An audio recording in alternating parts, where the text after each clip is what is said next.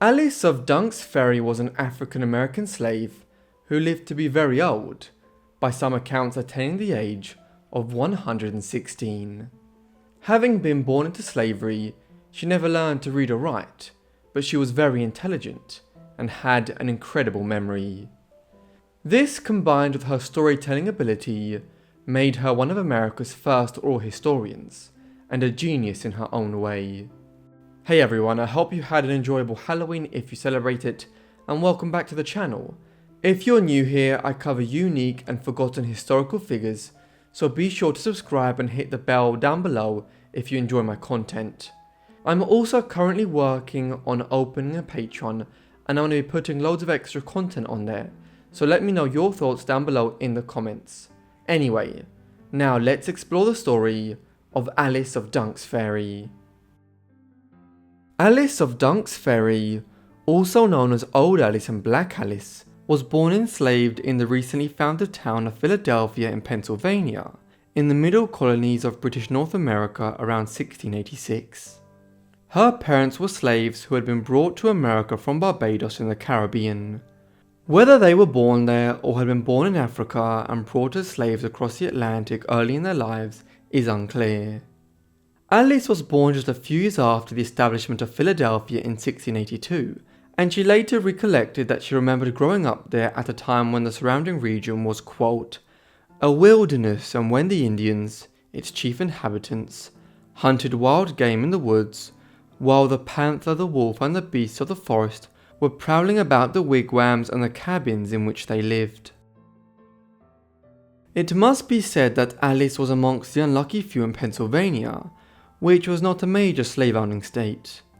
Slavery had developed gradually across the British colonies of North America in the 17th century, with it beginning in the late 1610s and 1620s as a form of indentured servitude, where Africans were brought in and forced to work for several years, but at the end of which they were often released and given their own plot of land on the edges of the colonies. A similar arrangement pertained for the Irish in colonies like Virginia, where many struggled through tenures as indentured servants for many years. However, in the case of Africans being brought to North America, their circumstances got worse over time, and by the end of the 17th century when Alice was born, laws had been introduced to effectively create the kind of chattel and plantation slavery that is synonymous with America's early history. The situation, though, was different in Pennsylvania. This colony had been established in the early 1680s by William Penn, an English Quaker who had received land from King Charles II of England in compensation for a considerable debt owed by the crown to his deceased father. Over the next quarter of a century, William developed Philadelphia and the surrounding region as a haven for religious dissenters such as Quakers, Baptists and Moravians, who faced persecution back in Europe.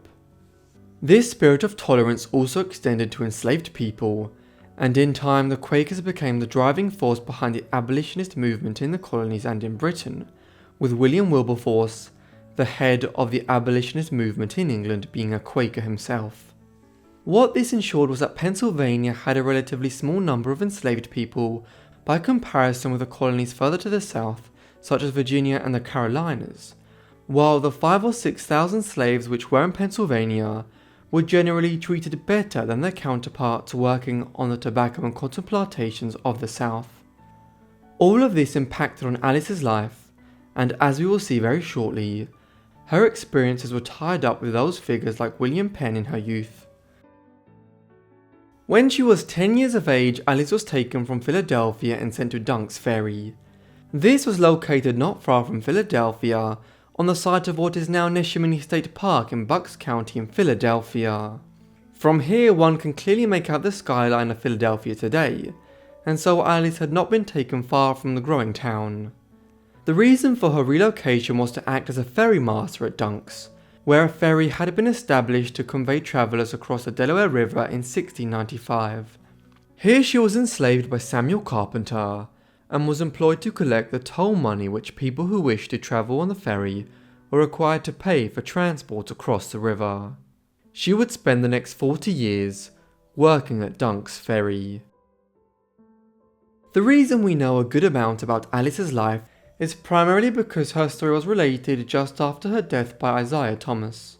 He was the founder of the American Antiquarian Society in 1812 and a newspaperman and writer. He also has the interesting distinction of having read out the Declaration of Independence for the first time in Massachusetts in 1776, after it had been ratified by the Second Continental Congress in Philadelphia.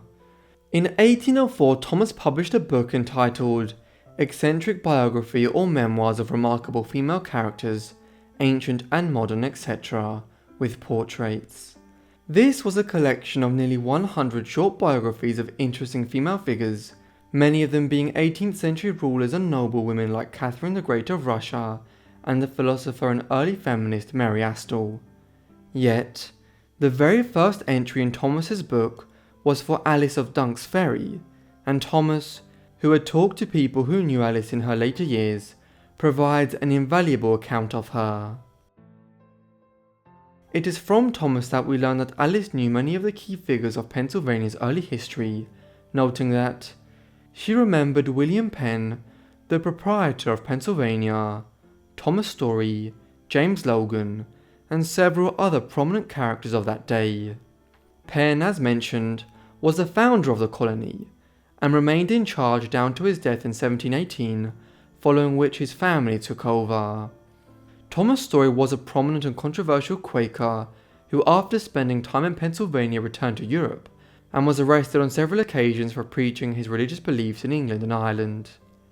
Logan was a Scots-Irishman who later became mayor of Philadelphia. In 1737 he signed the walking purchase with the local Lenape Indians, which allowed for the westward expansion of the Pennsylvania colony. Finally, Alice's enslaver at Dunk's Ferry, Samuel Carpenter, was a lifelong friend of William Penn's, and was the first treasurer of the Pennsylvania colony. Curiously, he was regularly on record as having protested against the institution of slavery, but this clearly conflicts with his ownership of Alice. What it does suggest is that the circumstances of her slavery would perhaps have been less oppressive than those of her counterparts further to the south in the plantations. Beyond these figures, Alice, who lived to be well over 100, also lived through momentous events in American life. These included the 7 Years' War with the French and the Native American allies between 1756 and 1763, followed by the American Revolution in the 1770s, the birth of the United States, and the early history of the country. As such, she had much of interest to relate to people later in her life.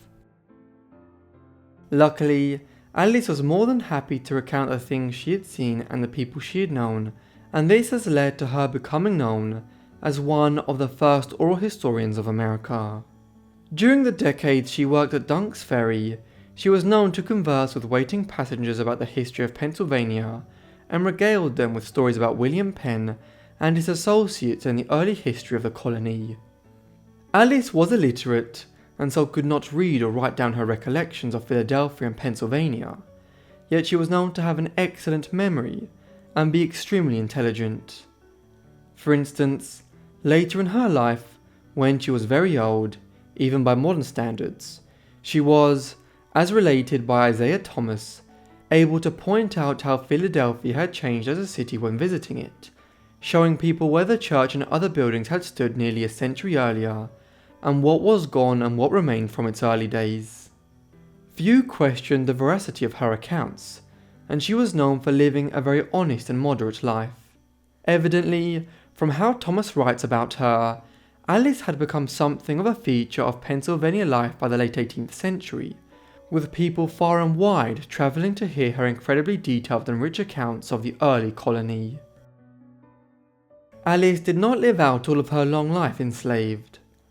After 40 years of working at Dunk's Ferry, by which time she was probably in her early 50s, she was released from working there. It is unclear if this means that she was given her freedom, or if she was simply allowed to retire. Whichever the case, it appears that her conditions after 1740 or so were generally those of a free woman, while in 1780, Pennsylvania followed Vermont's lead and became the second part of the emerging United States to abolish slavery.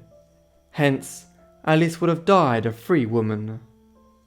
She lived a long life in retirement, eventually living to be an estimated 116 years, a longevity which appears to be accurate, given the substantiated reports that she was in Pennsylvania in the early years of the colony and knew William Penn, a man who had died in 1718.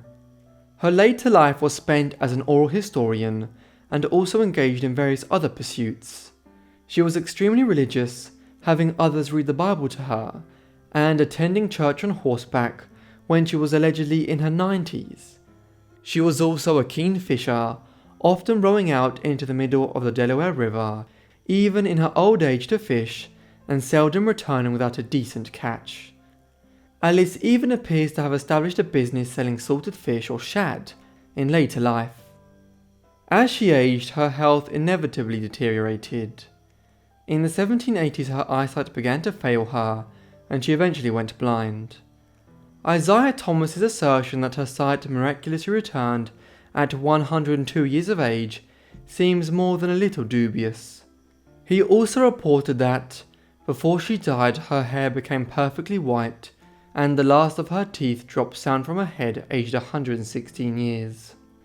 Despite her growing infirmity, she was known to visit Philadelphia from time to time, though she lived her later years at Bristol in Pennsylvania, to the northeast of Philadelphia, along the Delaware River. She died there on some unknown date in 1802, with estimates placing her at 116. If this is true, this would put her inside the top 30 oldest people to have ever lived, and she was likely the oldest person in the world at the time. Today, her story is being reassembled from various archives, and a plaque has been erected at Dunk's Ferry to recognise that the river crossing that Alice attended to for over 4 decades once stood there. Thank you so much everyone for watching this video on Alice of Dunk's Ferry. I hope you found it interesting. Let me know what you thought of the life down below in the comments, and if you have any other suggestions, also be sure to leave them down below in the comments. If you're new, I hope you guys are subscribed, and be sure to have notifications turned on so you get all my videos as soon as I upload them. Anyway, that's all from me, so I'll see all of you in the next Forgotten Life. Thanks.